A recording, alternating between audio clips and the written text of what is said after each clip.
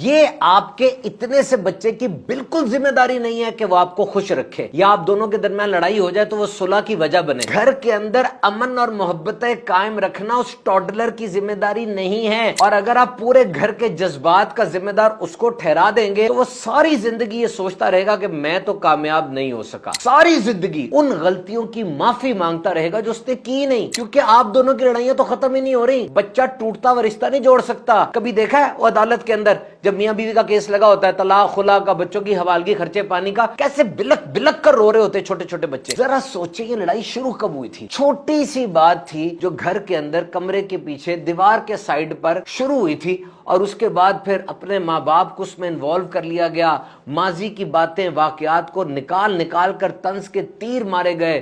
وہ آگ لگی تھی، اس پہ پانی ڈالنا تھا لیکن ڈھیروں لیٹر پٹرول ڈال دیا تو سب کچھ جلنا ہی تھا۔ عورت یا مرد جب اپنے رشتے کو بچانے کے لیے ہر بات میں جیتنے کے بجائے خاموشی، صبر اور محبت کا راستہ چنتے ہیں تو وہ ہارتے نہیں بلکہ پورے گھر کو جیت لیتے ہیں۔ گھر صرف اینٹوں سے نہیں بنتے بلکہ گھر لہجوں سے بنتے ہیں، معافی سے بنتے ہیں، جھک جانے سے بنتے ہیں، برتاؤ اور محبت سے بنتے ہیں۔ جو لوگ صرف جیتنا جانتے ہیں وہ رشتے ہار جاتے ہیں، اور جو محبت کے لیے جھک جاتے ہیں وہ پوری زندگی جیت جاتے ہیں۔